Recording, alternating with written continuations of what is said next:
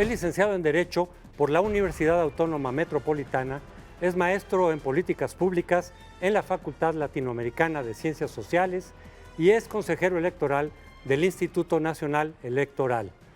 Marco Antonio Baños, hoy en Periférico 1313.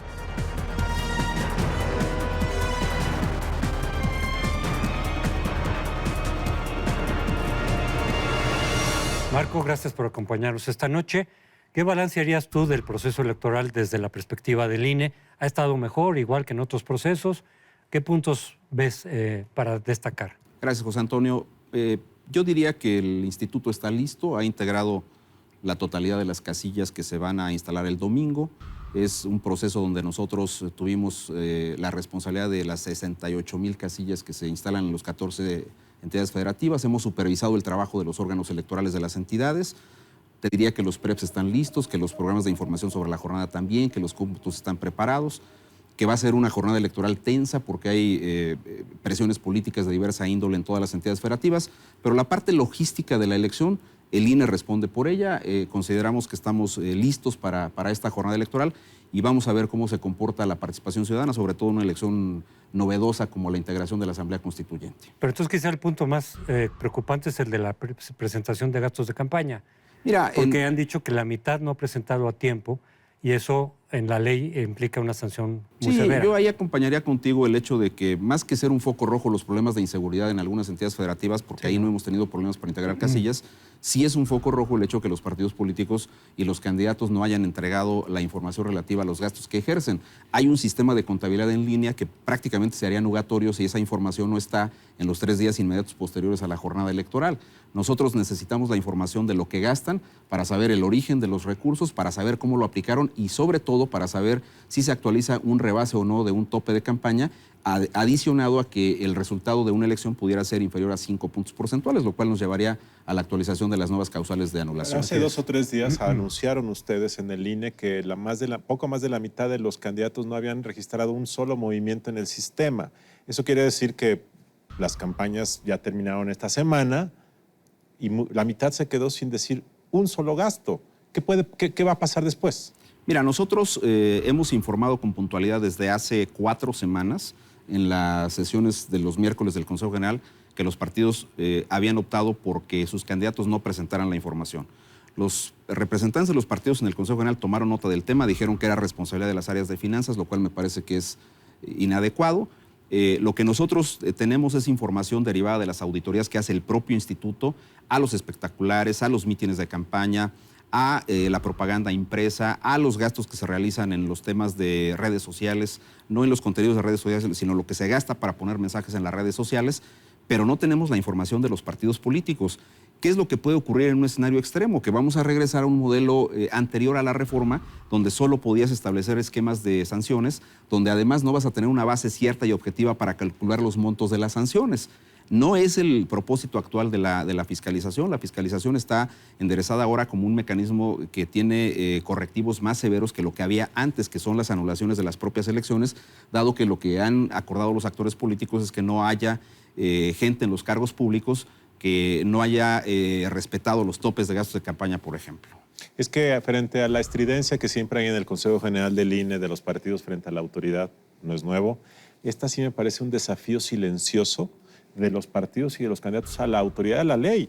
El hecho de que silenciosamente no presentan nada y luego se viene un lío porque cuántos que hayan ganado habrán registrado 0 gastos o después querrán componerlo a partir del próximo lunes que vean que les conviene. Es decir, no sé lo que va a pasar, pero claramente esto es una reflexión de fondo del nuevo modelo de fiscalización centralizado. Yo creo que con el nivel de especialidad que ustedes tienen en estos temas electorales, me acompañara en una reflexión. Lamentablemente los casos resueltos por la Sala Superior en materia de cómo debe interpretarse la no entrega de los informes de los precandidatos a los cargos de elección popular sentó un precedente que, lo voy a decir de manera suave, abrió un boquete al esquema de fiscalización. O sea, el tema de que David Monreal, que quería ser candidato en Zacatecas, no entregó gastos de precampaña, ustedes le dijeron no puede ser y el tribunal le da la candidatura. Ese es el tema, ¿verdad? Ese es el tema central de esto.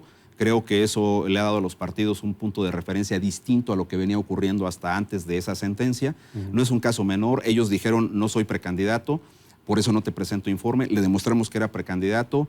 Él dijo que nos entregaría entonces un informe, lo entregó en ceros, 34 días después del plazo establecido en la ley, de tal manera que la sentencia del tribunal, donde dice es una presentación extemporánea, categoría que no existe en la ley, por cierto, y acéptaselo, pues les ha dado un marco de referencia distinta a los partidos. Yo supongo que eso está medido en términos del impacto que puede tener, y por eso ahora hemos visto en este proceso, como no ocurrió en los locales del año pasado ni en los federales del año pasado, que los candidatos simplemente no han subido la información. A mí me parece, desde esa perspectiva, una idea, a ver qué te parece, es los partidos quieren ser rigurosos porque, por ejemplo, en el 2012 una de las críticas principales y denuncias era sobre gasto de campaña y los informes vienen hasta después de las elecciones y entonces ya no sirven de nada como impacto de sanción.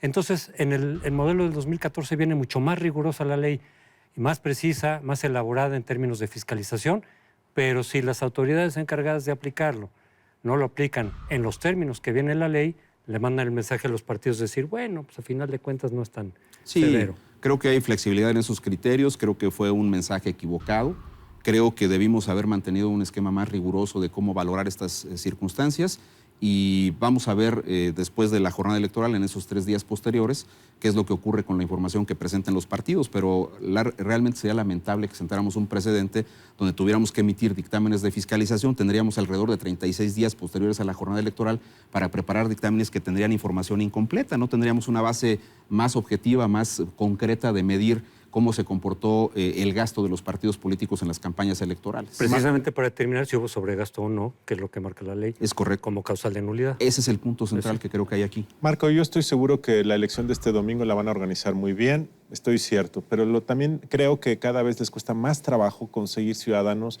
que sean parte de las mesas de casilla. Un ejercicio que tradicionalmente había sido como un símbolo de estatus ciudadano, ¿se está complicando? ¿Es cierto esto? Sí, es un hecho que particularmente en las zonas urbanas, que ahora son las más, ahora la distribución de la población mexicana es más en zonas urbanas que en rurales, ha sido muy difícil la integración de mesas directivas de casilla en algunas zonas como la delegación Miguel Hidalgo del Distrito Federal, ciudades que tienen concentración en algunas secciones con gente que tiene un elevado nivel económico, no participan fácilmente en la integración de la mesa directiva de casilla. Se debe a muchos factores. Se debe a que nosotros, por ejemplo, en elecciones extraordinarias, estamos repitiendo las elecciones extraordinarias, te planteo el caso de Colima, con los mismos funcionarios de casilla que hicieron la elección ordinaria. Lo mismo en Villahermosa, Tabasco, cuando repetimos esa elección, y así ha ocurrido. Y luego, si te das cuenta, el modelo te dice que si no logras con la letra y el mes sorteados integrar la totalidad de los funcionarios de ciudadanos insaculados que se requieren para integrar la casilla, le sigues dando vuelta a la lista nominal y vuelven a caer prácticamente las mismas personas. Súmale también que los calendarios electorales no están uniformados, que tienes elecciones en cada uno de los años, que hasta 2018 tendremos más o menos coincidencia en todas las elecciones. Habrá casi una elección general en el 18. Son 29 entidades federativas coincidentes, pero a eso súmale también que la gente tiene ya algunas interpretaciones a el tipo específico de campañas que hacen los partidos, que son suavemente, como dicen ellos, de contraste, pero que tienen otras connotaciones. Me gustaría sobre este tema hacer una reflexión. Hace varios años se puso la prohibición en la Constitución en 2007 de que no había que tratarse mal, de que no había campañas negativas, se prohibía la denigración, la calumnia, para mejorar el debate político, se dijo. Pero 10 años después yo veo, y lo que estoy viendo este año, las peores campañas en tono y en denigración y en ataque y en calumnia que yo recuerdo. ¿Qué ha pasado, Marco? Bueno, que hay una norma muy flexible en dos sentidos. Una que dice que tienes que usar los tiempos de la radio y la televisión para difundir los contenidos de las plataformas. No es rentable para los partidos, para decirlo concretamente. Tampoco veo spots que de manera selectiva coloquen las propuestas al aire. Es más rentable para los partidos resaltar aspectos negativos de los adversarios políticos y evidentemente se concentran en eso. Y luego, por otro lado, tengo la sensación de que la ley estableciendo una prohibición de que no coloques mensajes que sean calumniosos del adversario político, tampoco tenemos unos criterios que de manera precisa te digan qué debes entender por eso. Te voy a dar un caso concreto de un spot que circuló en el proceso electoral de Chihuahua. Venía una caricatura con una imputación de que había robo de parte de un funcionario de alto nivel de esa entidad federativa. La caricatura es sobre ese personaje. tú ves la imagen y te das cuenta inmediatamente de a qué persona se refieren. La Sala Superior, cuando nosotros bajamos el spot diciendo que eso era una imputación de delito de manera directa, había una calumnia directa, dijo la Sala Superior, no, porque no hay una fotografía de la persona a la que se refiere el spot. Bueno, yo creo que el dibujo, con el simple hecho de ver el dibujo, es muy claro a qué se refiere el spot y hay una imputación directa. Esos criterios que se han venido moviendo han dado también pauta para que los partidos tengan mejor confianza, se han vuelto más inteligentes en el planteamiento de la propaganda denigratoria. Ahora te pueden decir, dicen los periódicos que fulano de tal adquirió indebidamente tal cosa. No lo digo yo, lo dicen los periódicos. Entonces, bajo esos criterios, pues la propaganda de contraste, por decirlo como dicen los partidos, es una propaganda que es el síntoma clásico de las campañas de hoy día. Y en cuestión de los soples también ha habido algunas quejas por ahí de muchos actores políticos, en el sentido de que realmente de pronto tienen comportamientos que sí pueden estar sesgados en favor, digamos, de los candidatos del gobierno de ese estado. Hubo hace poco una queja respecto de Puebla, por ejemplo, también. Puebla, Durango... Perdón, los soples son los institutos electorales de los estados. Es correcto. Sí, Tamaulipas, Sinaloa, en fin, prácticamente en todos ha habido alguna queja, hasta en Hidalgo también, en todos los estados. Tlaxcala también nos han presentado propuestas o solicitudes de remoción. Te diría dos cosas. Uno, estamos apenas en el tránsito de establecer rutinas administrativas, procedimentales, que estandaricen la forma en que organizamos las elecciones a nivel nacional. Hay que decirlo con toda claridad esa parte. Dos, creo que los procesos de selección que hemos utilizado para designar a los consejeros electorales, lo digo en un esquema autocrítico, en algún momento tendrán que tener otros componentes para hacer más rígido el procedimiento y mucho más claro en la parte de la preparación que deben tener estas personas y obviamente el tipo de principios éticos a los cuales deben sujetarse. Esa parte me parece importante, pero también te diría que los partidos políticos utilizan las quejas en contra de los consejeros como un mecanismo de presión a los actores. También lo hacen respecto de nosotros. Nosotros como consejeros electorales, particularmente el caso de un servidor, es público. He sido motivo de varios señalamientos en el instituto, donde incluso en las cámaras se ha discutido la posibilidad de un juicio político, pero son partes también de las tensiones y de las presiones que hay. Si tú revisas las decisiones que toman los órganos electorales, hay algunas que son muy discutibles, pero te dan para esquema de interpretación de un lado o de otro. Sería cuestión de ver caso a caso, pero creo que sí hay manera de argumentar esto. Y finalmente, Marco, dinos tú qué esperarías que pase en términos de la actitud de la gente respecto a las elecciones y a la democracia. Ustedes son los garantes de que se instalen casillas, se acuda a votar, pero la gente la noto inquieta, enojada.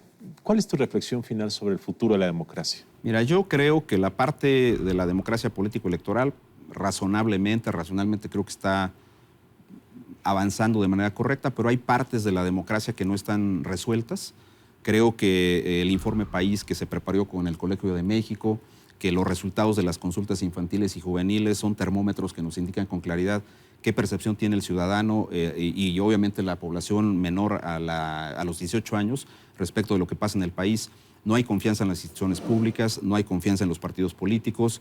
La gente, por ejemplo, en materia de instituciones públicas, el 94% no confía en las instituciones públicas independientemente de lo que hagan. En los partidos apenas un 4% tiene algún esquema de confianza en ellos. La gente cree que el espacio familiar es el único lugar donde se sienten seguros, donde hay mayor confianza, pero también un cierto porcentaje de niños y adolescentes, por ejemplo, dice que la familia es un lugar donde son sujetos de cierto tipo de tensiones. Los ciudadanos quieren respuestas a problemas que no son atendidos hoy día con el servicio público en varios lugares. Hay pocas oportunidades laborales, hay pocas oportunidades para estudiar con ciertos niveles de calidad y un conjunto amplio de componentes que creo que no ha resuelto el esquema que tenemos actualmente. Tenemos una sociedad mucho más grande, más compleja que antes y esa parte me parece que también tiene cierta incidencia en el esquema de la participación electoral hoy día en las urnas. A pesar de eso, Marco, hoy creo que este domingo tendrá un significado importante porque siempre, independientemente de lo que haya ocurrido en las campañas, que haya celebración pacífica, ordenada de la gente, es un incentivo para que estos riesgos que tenemos se vayan corrigiendo. Te agradecemos mucho que nos hayas acompañado, Marco. Gracias. Muy buenas noches.